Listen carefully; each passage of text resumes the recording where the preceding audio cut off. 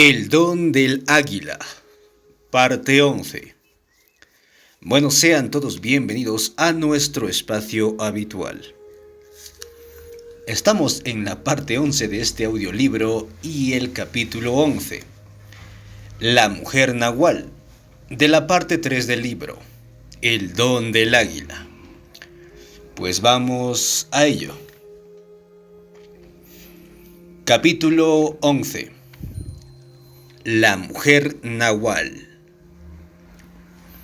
Don Juan me dijo que cuando fue puesto bajo el cuidado de las mujeres del oeste para ser purificado, también lo pusieron bajo la tutela de la mujer del norte, que era el equivalente de Florinda, para que ésta le enseñara los principios del arte de acechar.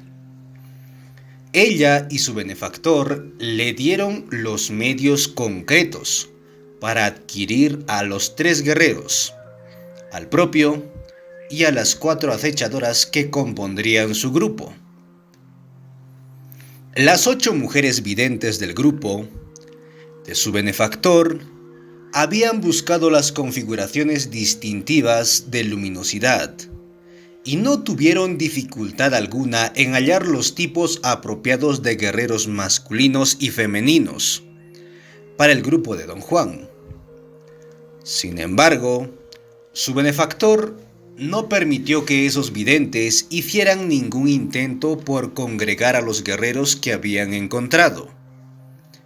Le correspondió a Don Juan aplicar los principios del acecho para obtenerlos. Buen ejercicio. El primer guerrero que apareció fue Vicente. Don Juan aún no dominaba el arte de acechar para poder enrolarlo. Su benefactor y la acechadora del norte tuvieron que hacer casi todo el trabajo. Después vino Silvio Manuel, más tarde Don Genaro y por último Emilito y el propio. Florinda fue la primera guerrera. Esta fue seguida por Zoila, después por Delia y luego por Carmela. Don Juan decía que su benefactor inexorablemente los obligó a todos ellos a que trataran con el mundo en términos de desatino controlado. El resultado fue un estupendo equipo de practicantes, quienes concebían y ejecutaban las más intrincadas estratagemas.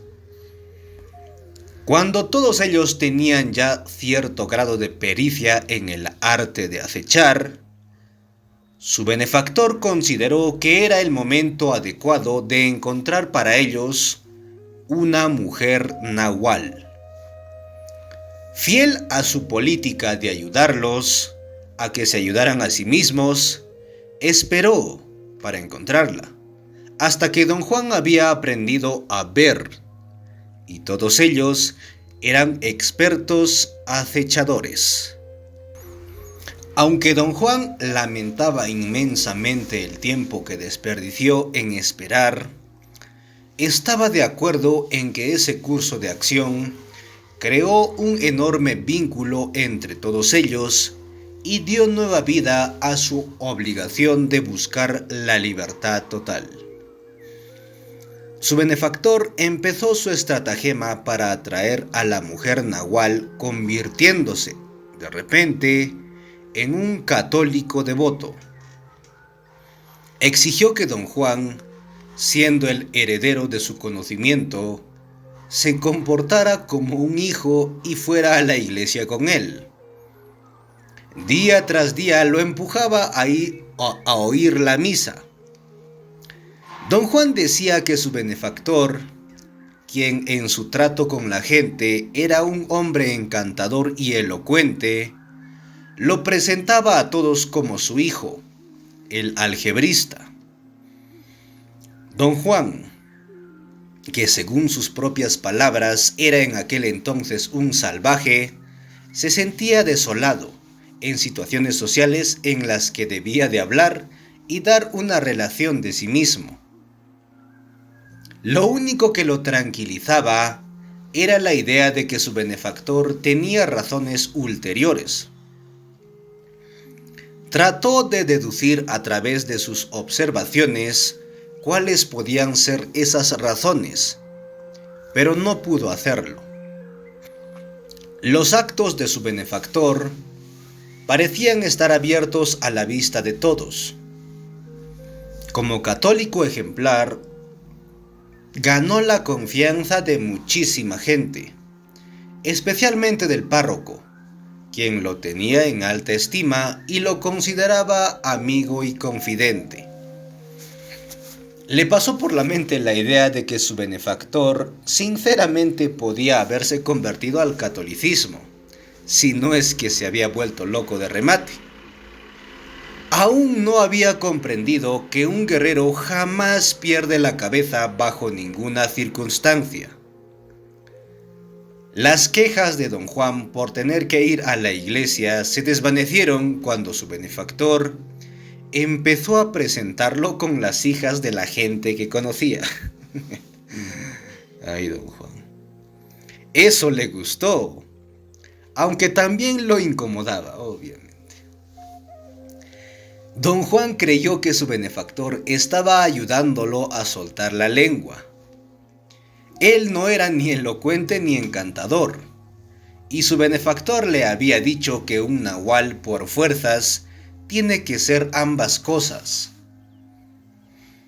Un domingo, durante la misa, después de casi un año de oírla prácticamente todos los días, don Juan descubrió cuál era la verdadera razón por las que iban a la iglesia.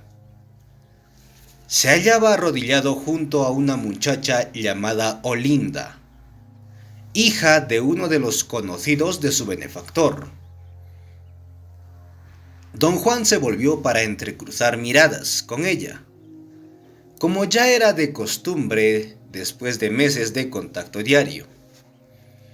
Sus ojos se encontraron, y súbitamente don Juan la vio como un ser luminoso, y luego vio que Olinda era una mujer doble. Su benefactor lo sabía desde el principio, y había elegido el camino más difícil para que don Juan se pusiera en contacto con ella. Don Juan me confesó que ese momento fue avasallador para él. Su benefactor supo que don Juan había visto.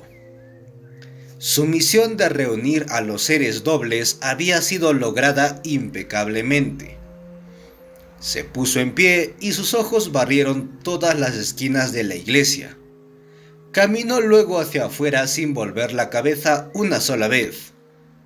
Ya no tenía nada que hacer allí. Don Juan me dijo que se halló completamente desorientado. Sabía que a él le correspondía concebir un plan de acción. Tenía los recursos, pero la importancia del evento lo hizo perder la confianza en su habilidad. Dejó a un lado su pericia como acechador y se perdió en el dilema intelectual de si debía o no tratar a Olinda como desatino controlado. Su benefactor le dijo que no podía ayudarlo. Su deber había sido reunirlos y allí cesaba su responsabilidad. A don Juan le correspondía tomar los pasos apropiados. Sugirió incluso que don Juan considerara casarse con ella, si eso era lo que se requería. Solo cuando Olinda fuera a él por su propia voluntad, él podría ayudar a don Juan interviniendo directamente como nahual. Don Juan intentó un cortejo formal. No fue bien recibido por los padres, quienes no podían concebir que alguien de una clase social tan distinta fuese pretendiente de su hija, obviamente. Olinda no era india. Su familia era de clase media, dueña de un pequeño negocio. El padre tenía otros planes para la hija. Amenazó con enviarla a la capital si don Juan insistía en casarse con ella. Ay. Don Juan me dijo que los seres dobles, las mujeres en especial, son extraordinariamente moderados, incluso tímidos. Olinda no era una excepción. Después de la exaltación inicial en la iglesia, fue dominada por la prudencia y después por el miedo.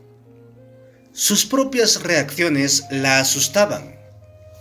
Como maniobra estratégica, su benefactor hizo que don Juan se retirara para dar la idea de que condescendía con él, quien no había aprobado a la muchacha.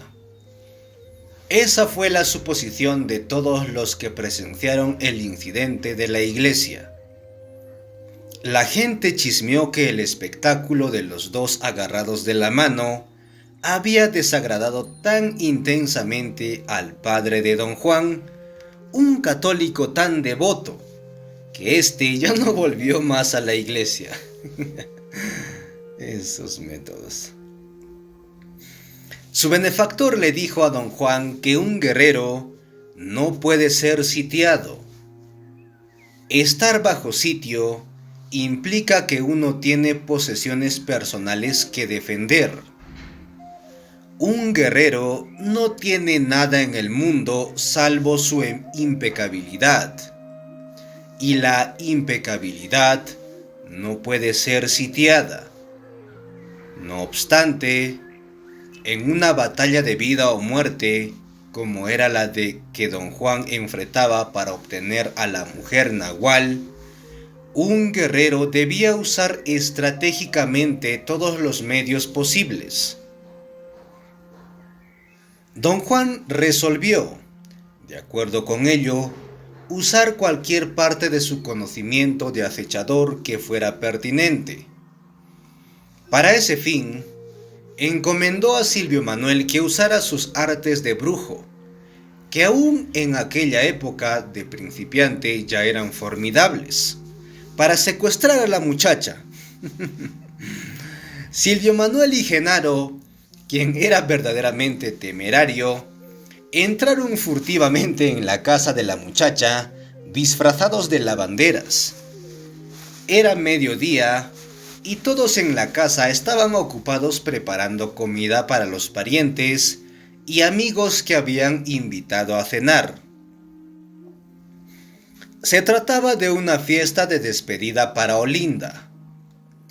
Silvio Manuel, contada con la posibilidad de que los que vieran a dos extrañas lavanderas entrando con unos atados de ropa creyesen que tenían que ver con la fiesta de Olinda y que de esa forma no sospecharían nada. Don Juan había proporcionado a Silvio Manuel y a Genaro, de antemano, toda la información necesaria acerca de las rutinas de los miembros de la casa. Les dijo que las lavanderas, por lo general, llevaban sus atados de ropa lavada a la casa y los dejaban en el cuarto de planchar. Silvio Manuel y Genaro, cargados de enormes atados de ropa, fueron directamente a ese cuarto, pues sabían que Olinda estaría allí. Don Juan me contó que Silvio Manuel se acercó a Olinda y utilizó sus poderes mesmerizantes para desmayarla. La pusieron dentro de un costal, envolvieron con sábanas y se fueron, dejando tras de sí los atados que habían llevado. Se toparon con el padre de Olinda en la puerta y él ni siquiera los miró. Al benefactor de don Juan no le gustó en lo mínimo la maniobra. Ordenó a don Juan que llevase inmediatamente a la muchacha de vuelta a su casa. Era imperativo, dijo, que la mujer doble llegase a la casa del benefactor por su propia voluntad. Quizá no con la idea de unírseles, sino cuando menos porque ellos le interesaban. Don Juan creyó que todo estaba perdido. Las posibilidades de que pudiera regresarla a su casa sin que nadie se diera cuenta eran mínimas. Pero a Silvio Manuel se le ocurrió una solución. Propuso que las 4 mujeres del grupo de Don Juan llevaran a la joven a un camino desierto, donde Don Juan la rescataría. Silvio Manuel quería que las mujeres actuaran un drama. En ese drama, ellas eran las que estaban secuestrándola. En algún lugar del camino alguien las descubría y se lanzaba a la persecución. El perseguidor las alcanzaba y ellas dejaban caer el costal, con la suficiente fuerza para ser convincentes. Por supuesto, el perseguidor sería Don Juan, quien milagrosamente había estado en el camino.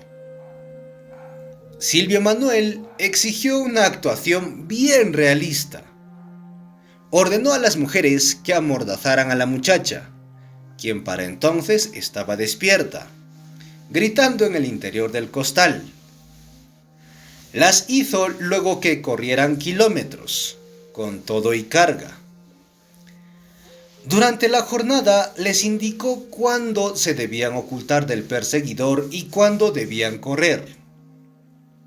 Por último, después de una ordalía verdaderamente agotadora, las hizo tirar el costal de la manera más adecuada para que la joven pudiese presenciar una pelea de lo más terrible entre Don Juan y las 4 muchachas. Silvio Manuel había propuesto a las mujeres que la pelea tendría que ser absolutamente real. Las armó con palos y las instruyó a que golpearan a Don Juan sin misericordia. Esas tretas. De las mujeres, Zoila era la que más fácilmente se dejaba llevar por la histeria. Tan pronto como empezaron a aporrear a Don Juan, Zoila se dejó poseer por el papel y ofreció una actuación escalofriante. Golpeó tan fuerte a Don Juan que le arrancó pedazos de carne de la espalda y de los hombros. Durante un momento, pareció que las secuestradoras iban a ganar. Silvio Manuel tuvo que salir de su escondite y, fingiendo ser un transeúnte, les recordó que solo se trataba de una estratagema y que era hora de que huyeran. Ay, madres. Don Juan se convirtió de esa manera en el salvador y protector de Olinda.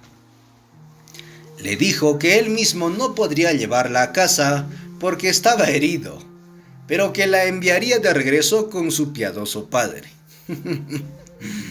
Ay, ay, ay.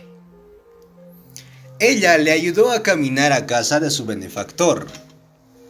Don Juan me dijo que no tuvo que fingir estar herido, obviamente. Sangraba profusamente y a duras penas pudo llegar a la puerta. Cuando Olinda le narró a su benefactor lo que había ocurrido, este tuvo que disfrazar de llanto su agonizante deseo de reír. Obviamente. Le vendaron las heridas a Don Juan y después se acostó. Olinda empezó a explicarle por qué no podía casarse con él, pero no pudo terminar. El benefactor de Don Juan entró al cuarto y le dijo a Olinda que le era evidente, al verla caminar, que las secuestradoras le habían lesionado la espalda. Se ofreció a alinearla antes de que se transformase en algo crítico. Olinda titubeó. El benefactor de Don Juan le recordó que las secuestradoras no estaban jugando. Después de todo, casi habían matado a su hijo. Olinda fue al lado del benefactor y permitió que éste le propinara un golpe en el omóplato. Se oyó un chasquido y Olinda entró en un estado de conciencia acrecentada. El benefactor le reveló la regla y al igual que don Juan, ella la aceptó de lleno. No hubo duda ni titubeos. La mujer nahual y don Juan encontraron plenitud, unidad y silencio en su compañía mutua. Don Juan me dijo que lo que sentían el uno por el otro no tenía nada que ver con el afecto o la necesidad. Era más bien como una sensación física que ambos compartían. La sensación de que una barrera que había existido dentro de cada uno de ellos se había roto y que eran uno y el mismo ser. Don Juan y la mujer nahual, como prescribía la regla, trabajaron años, el uno al lado del otro, para hallar 4 ensoñadoras, que vinieron a ser Nélida, Zuleika, Cecilia y Ermelinda, y los 3 propios, Juan Tuma, Teresa y Marta. Encontrarlos fue en una ocasión en que la naturaleza pragmática de la regla le fue una vez más revelada a don Juan. Todos ellos eran exactamente lo que la regla decía. Su advenimiento produjo un nuevo ciclo para todos, incluyendo al benefactor de don Juan y su grupo. Para don Juan y sus guerreros significó el ciclo de ensoñar, y para su benefactor y su grupo significó un periodo de impecabilidad insuperable. Su benefactor explicó a don Juan que cuando él era joven y se le presentó por primera vez la idea de la regla como un instrumento de libertad, quedó exaltado del gozo. Para él, la libertad era una realidad que estaba al alcance de la mano. Cuando llegó a comprender la naturaleza de la regla en calidad de mapa, sus esperanzas y optimismo se redoblaron. Más tarde, la sobriedad entró a formar parte de su vida.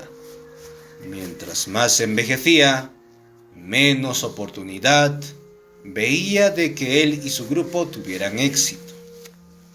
Finalmente, se convenció de que, hicieran lo que hicieran, su tenue conciencia humana jamás llegaría a volar libre. Entró en paz consigo mismo y con su destino, y se resignó al fracaso. Le dijo al águila desde lo más profundo de su ser que estaba contento y orgulloso de haber engrandecido su conciencia. El águila podía disponer de ella. Don Juan me dijo que todos los miembros del grupo de su benefactor compartieron el mismo estado de ánimo. La libertad que la regla proponía era algo que todos consideraban inalcanzable. En el curso de sus vidas habían vislumbrado la fuerza aniquilante que es el águila, y creían que no tenían ninguna posibilidad ante ella. Mas sin embargo, todos estaban de acuerdo que vivirían sus vidas impecablemente sin más razón que la impecabilidad misma. Don Juan decía que su benefactor y su grupo, a pesar de saberse inadecuados o quizás a causa de esto, si encontraron la libertad, entraron en la tercera atención, pero no como grupo, sino uno a uno. El hecho de que hallaran el acceso fue la corroboración total de la verdad contenida en la regla. El último en dejar el mundo de la conciencia de todos los días fue su benefactor. Este cumplió con la regla y se llevó consigo a la mujer nahual de don Juan. Cuando los dos se disolvían en la conciencia total, don Juan y todos sus guerreros fueron obligados a explosionar desde adentro de sí mismos. Don Juan no hallaba otra manera de describir la sensación de ser forzado a olvidar todo lo que ellos habían presenciado del mundo de su benefactor. El que nunca olvidó fue Silvio Manuel. Fue él quien impulsó a don Juan en el esfuerzo agotador de volver a reunir a los miembros del grupo, quienes se habían esparcido por todo el país. Después, don Juan los hundió a todos ellos en una tarea de encontrar la totalidad de sí mismos. Les llevó años contemplar ambas tareas. Don Juan había discutido extensamente conmigo la cuestión del olvido, pero solo en conexión con la gran dificultad que tuvo en volver a congregar a todos y empezar sin su benefactor. Nunca nos dijo con exactitud lo que implicaba olvidar o ganar la totalidad de uno mismo. En ese aspecto, fue fiel a las enseñanzas de su benefactor. Solamente nos ayudó a ayudarnos a nosotros mismos.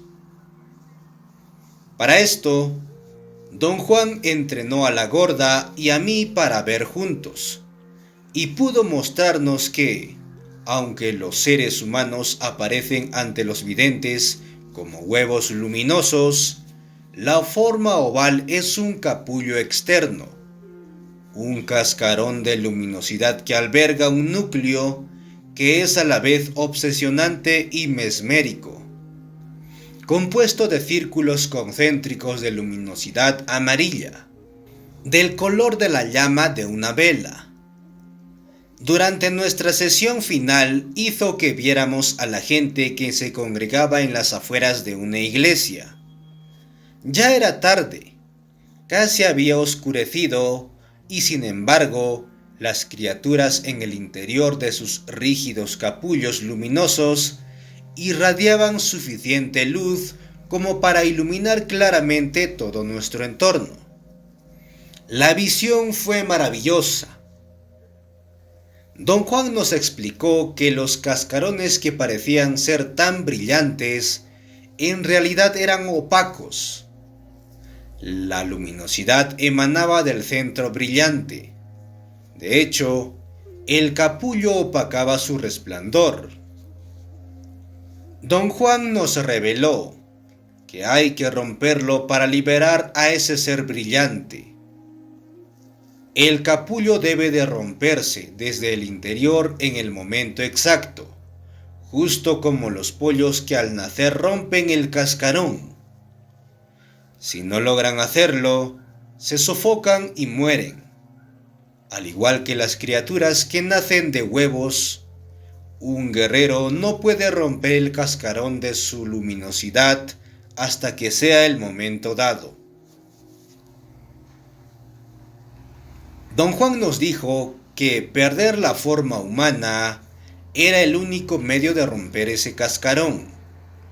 La única manera de liberar ese obsesionante centro luminoso, el centro de la conciencia que viene a ser el alimento del águila. Romper el cascarón significa recordar el otro yo y llegar a la totalidad de uno mismo. Después que don Juan y sus guerreros llegaron a la totalidad de sí mismos, encararon su última tarea: encontrar un nuevo par de seres dobles.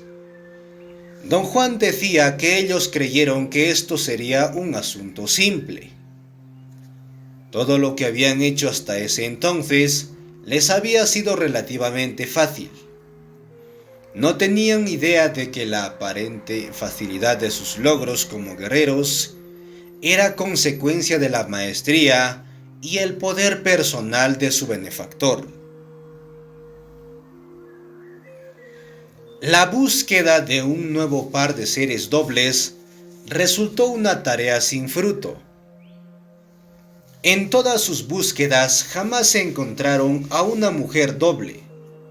Encontraron varios hombres dobles, pero todos estaban bien situados, atareados, prolíficos y tan satisfechos con sus vidas que habría sido inútil aproximárseles. No necesitaban hallar un propósito en la vida, creían haberlo encontrado ya. Don Juan decía que un día se dio cuenta de que él y su grupo estaban envejeciendo y que no parecía haber esperanzas de llegar a cumplir con su tarea. Esa fue la primera vez que sintieron el aguijonazo de la desesperación y la impotencia. Silvio Manuel insistió en que todos debían resignarse y vivir impecablemente sin esperanzas de encontrar la libertad. A don Juan le era plausible que esto en verdad pudiese ser la clave de todo. En este aspecto, se descubrió siguiendo los pasos de su benefactor. Llegó a aceptar que un invencible pesimismo domina al guerrero en cierto punto de su camino. Una sensación de derrota, o quizá más exactamente, una sensación de inutilidad, le llega casi sin que se dé cuenta. Don Juan decía que, antes, él se reía de las dudas de su benefactor y no podía llegar a creer que éste se preocupara en serio. A pesar de las protestas y las amonestaciones de Silvio Manuel, don Juan creyó siempre que esta era una gigantesca estratagema destinada a enseñarles algo. Puesto que don Juan no podía creer que las dudas de su benefactor fuesen reales, tampoco podía creer que fuese genuina la resolución de su benefactor de vivir sin esperanza de libertad. Cuando finalmente comprendió que su benefactor, con toda seriedad, se había resignado a la derrota, también comprendió que la resolución de un guerrero de vivir impecablemente, a pesar de todo, no puede ser concebida como una estrategia para asegurar el triunfo. Don Juan y su grupo se demostraron esta verdad a sí mismos. Citando, se dieron cuenta cabal de que no tenían ventaja contra las fuerzas de lo desconocido. Don Juan decía que en tales momentos el entrenamiento de toda una vida es lo que sale a mano, y el guerrero entra en un estado de humildad insuperable. Cuando se vuelve innegable la pobreza de los recursos humanos, el guerrero no tiene otra alternativa que retroceder y agachar la cabeza. Don Juan se maravillaba de que dichas circunstancias no parecen tener efecto en las guerreras de un grupo. El desorden las deja imperturbables. Nos dijo que ya había advertido eso en el grupo de su benefactor. Las mujeres nunca se mostraron tan preocupadas ni tan abatidas como los hombres. Parecía que simplemente le llevaban la corriente a su benefactor y lo seguían sin mostrar signos de desgaste emocional. Si estaban de algún modo confundidas, parecían ser indiferentes a esto. Estar atareadas era todo lo que contaba para ellas. Era como si solamente los hombres hubieran hecho una oferta por la libertad y sintieran el impacto de una oferta contraria. Don Juan observó el mismo contraste en su propio grupo. Las mujeres estuvieron inmediatamente de acuerdo cuando él se convenció de que sus recursos eran insuficientes. Don Juan solo pudo concluir que las mujeres, aunque jamás lo decían, nunca habían creído tener recurso alguno. En consecuencia, no había manera de que se sintieran frustradas o desalentadas al toparse con su impotencia. Desde un principio ya sabían que era así. Don Juan nos dijo que la razón por la que el águila exigía un número doble de guerreras era precisamente debido a que las mujeres tienen un equilibrio innato que no existe en los hombres. En un momento crucial, son los hombres los que se ponen histéricos y se suicidan si es que consideran que todo está perdido. Una mujer podrá matarse por falta de dirección y de propósitos, pero no debido al fracaso de un sistema al cual pertenece. Después de que Don Juan y su grupo de guerreros perdieron toda esperanza, o más bien, como decía Don Juan, después de que él y los hombres tocaron fondo y las mujeres hallaron maneras apropiadas de llevarles la cuerda, Don Juan finalmente encontró un hombre doble al cual se podía aproximar. Yo era ese doble.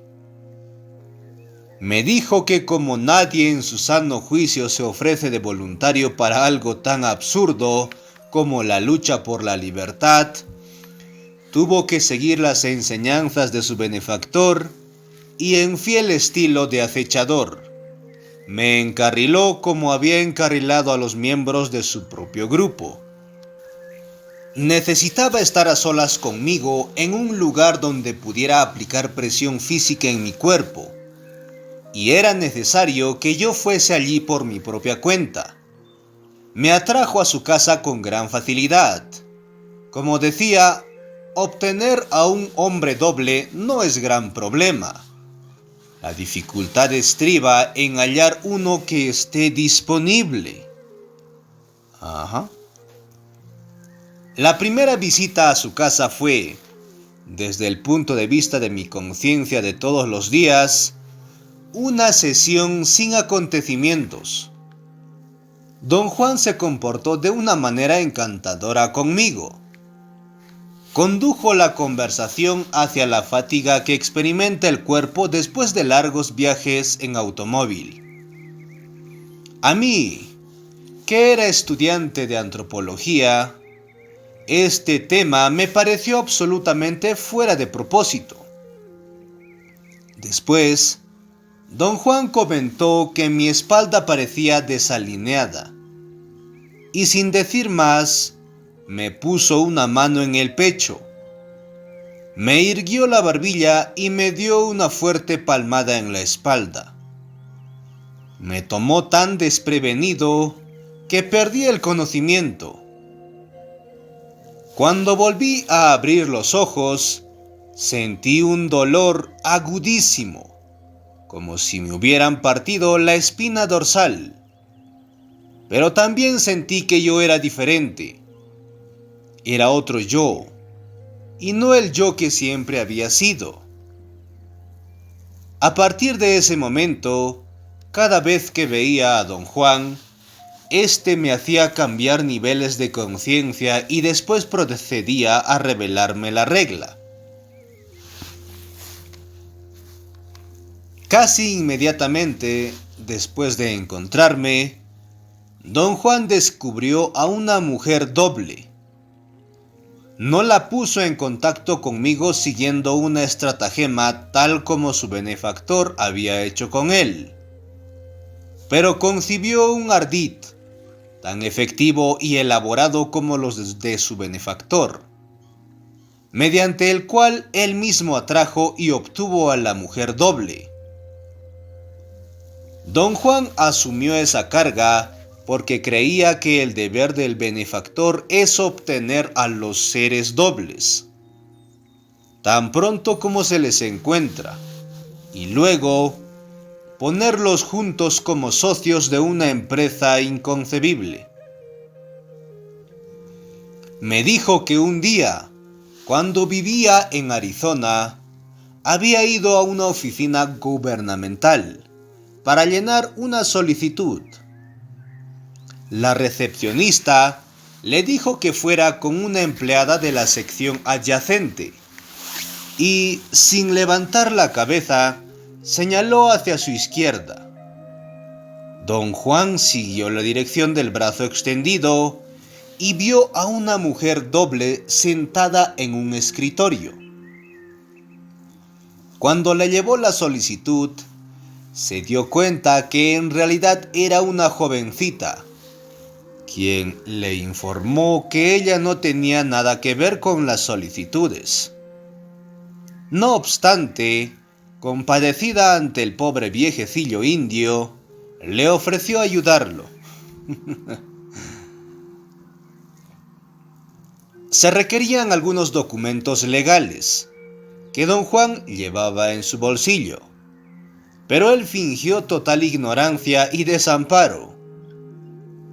Se comportó como si la organización burocrática fuese un enigma para él.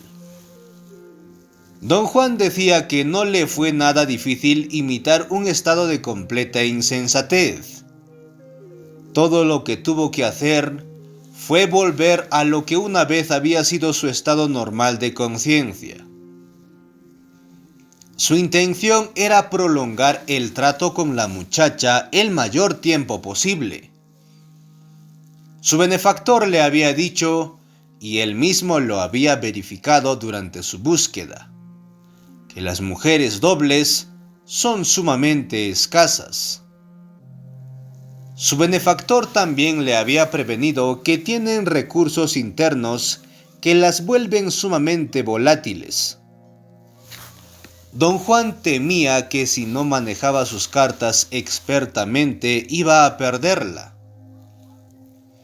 Para ganar tiempo, se apoyó en la compasión que ella mostraba.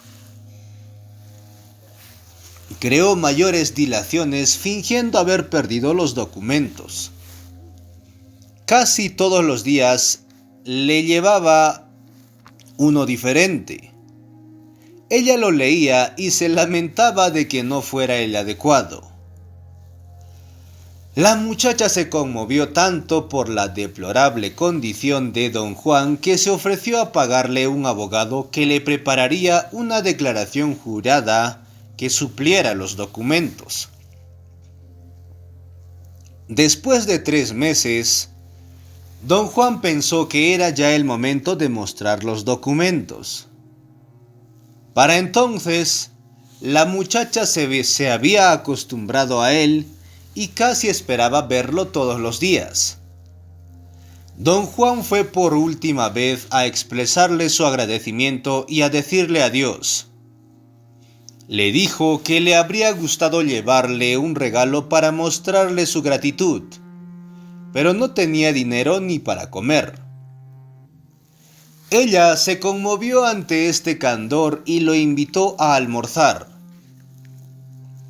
Cuando comían, don Juan reflexionó en voz alta que un regalo no tiene que ser, por fuerza, un objeto que se compra. También podía ser algo que fuera únicamente para la vista del testigo, algo hecho para recordar y no para poseer. A ella la intrigaron estas palabras. Don Juan le recordó que ella había expresado compasión hacia los indios y su condición miserable. Le preguntó si no le gustaría ver a los indios bajo otra luz, no como seres miserables, sino como artistas. Le dijo que conocía a un viejo que era el último descendiente de una línea de bailarines de poder. Le aseguró que ese hombre bailaría para ella si él se lo pedía. Y aún más, le juró que ella jamás en su vida había visto algo semejante y que jamás lo volvería a ver. Se trataba de algo que solo los indios presenciaban. A ella le fascinó la idea. Fue por él después de su trabajo en su automóvil, y don Juan la guió hacia las colinas donde estaba su propia casa. Hizo que estacionara el auto a una considerable distancia y siguieron a pie el resto del camino. Antes de llegar a la casa, don Juan se detuvo y trazó una raya con el pie en la tierra seca y arenosa. Le dijo que esa raya era un lindero y la instó a que lo cruzara. La mujer nahual me contó que hasta ese momento ella se hallaba intrigadísima ante la posibilidad de ver un genuino bailarín indio, pero que cuando el viejo hizo una raya en el suelo y la llamó un lindero, ella empezó a titubear. Después se alarmó absolutamente cuando él añadió que ese lindero era solo para ella y que una vez que lo cruzara ya no habría cómo regresar.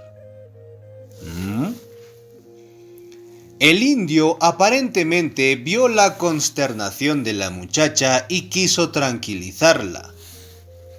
Cortésmente le palmeó el hombro y le dio su garantía de que no le ocurriría ningún daño mientras él estuviera allí. Le dijo que el lindero podía explicarse como una forma de pago simbólico al bailarín, quien nunca aceptaba dinero. El ritual reemplazaba al dinero y el ritual requería que ella cruzara el lindero por su propia cuenta. El viejo, al parecer lleno de júbilo, dio un paso por encima de la línea y le dijo que para él todo lo que estaban haciendo eran puras necedades indias, pero que había que seguirle la corriente al bailarín, quien se hallaba mirándolos desde el interior de la casa, si es que ella quería verlo bailar. La mujer nahual me contó que repentinamente tuvo tanto miedo que no podía moverse para cruzar la línea. El viejo hizo un esfuerzo por persuadirla, diciendo que cruzar el lindero era benéfico para todo el cuerpo.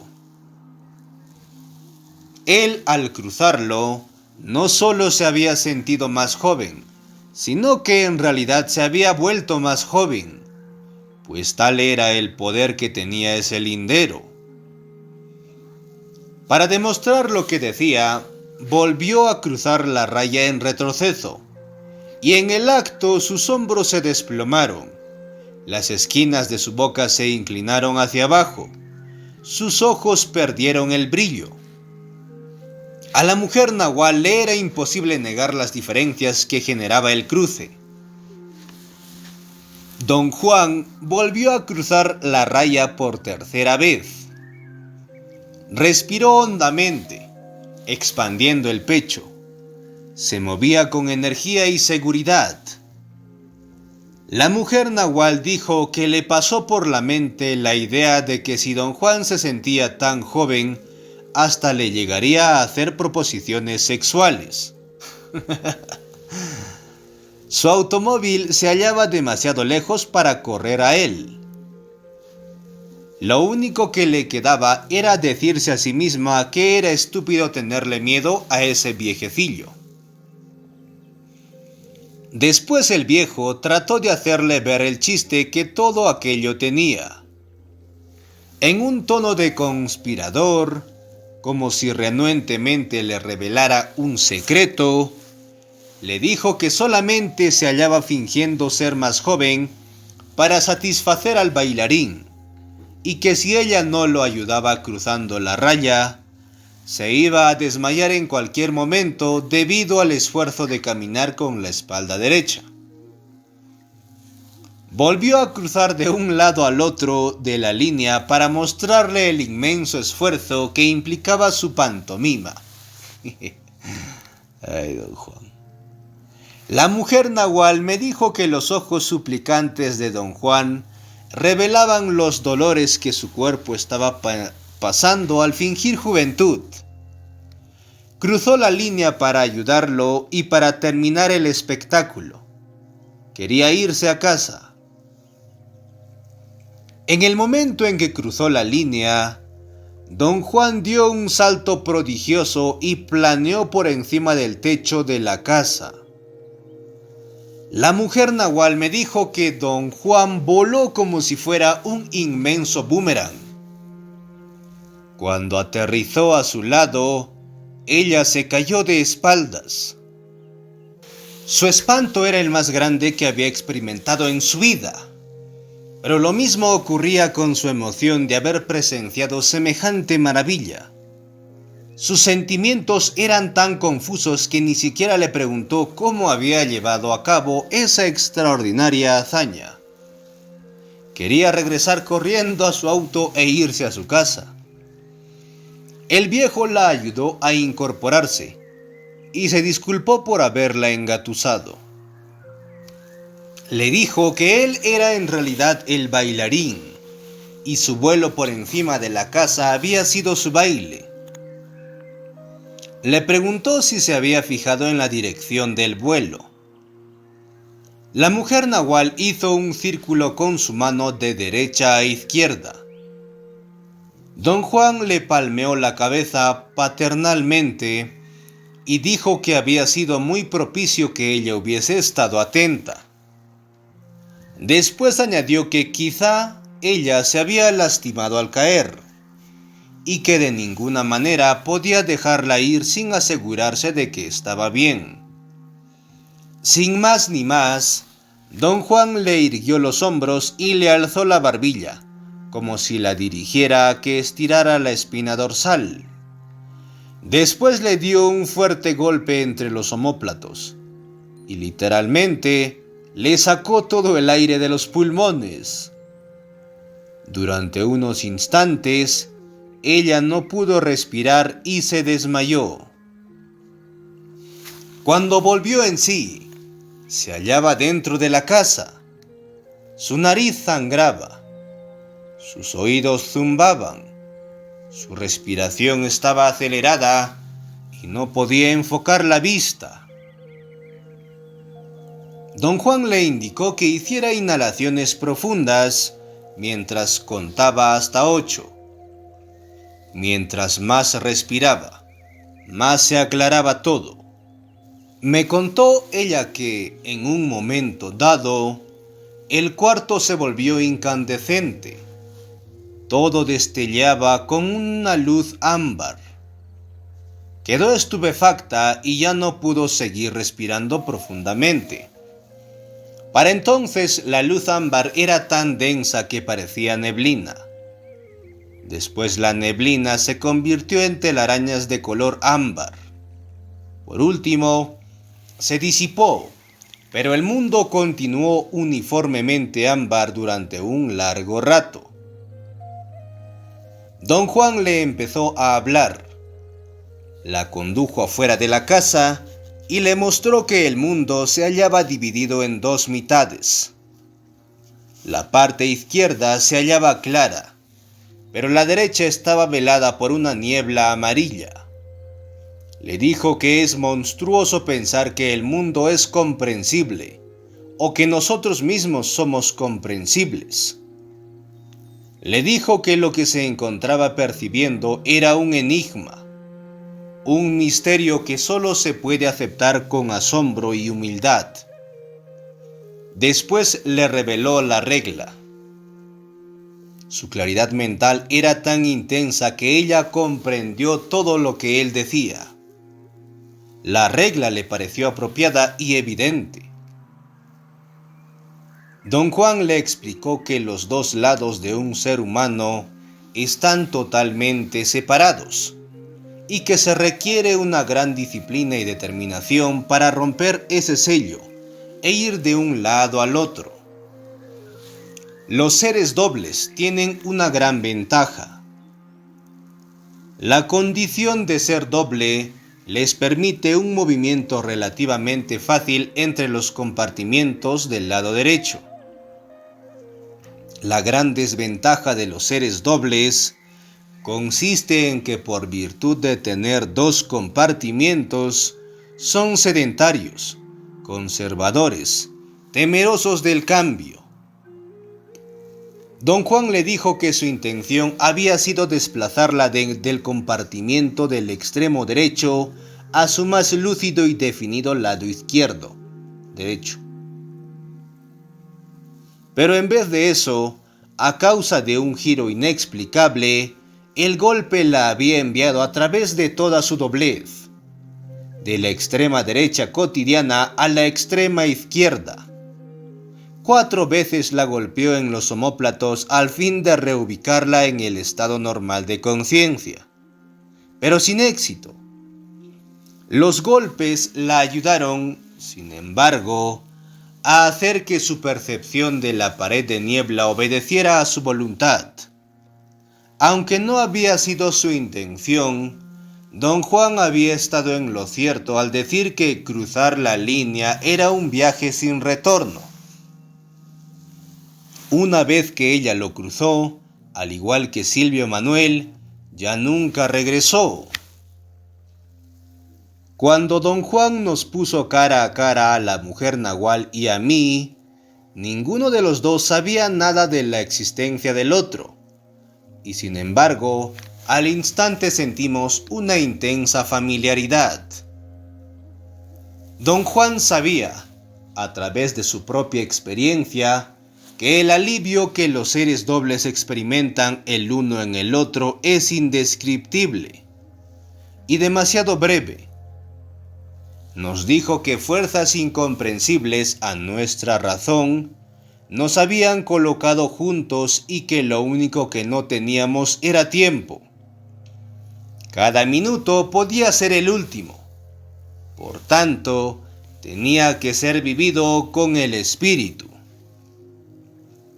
Una vez que don Juan nos reunió, todo lo que le restó a él y a sus guerreros fue encontrar 4 acechadoras, 3 guerreros y un propio para completar nuestro grupo. Para este fin, don Juan encontró a Lidia, Josefina, la Gorda, Rosa, Benigno, Néstor, Pablito y Eligio. Cada uno de ellos era una réplica incipiente de los miembros del grupo de don Juan. Fin de la parte 11 y fin del capítulo 11. La mujer nahual. Pues bueno, gracias por acompañarnos en estos espacios en audio. Y nos volveremos a encontrar en la próxima entrega, con el capítulo 12, Los no haceres de Silvio Manuel. Y pues, saludos a la distancia y adiós.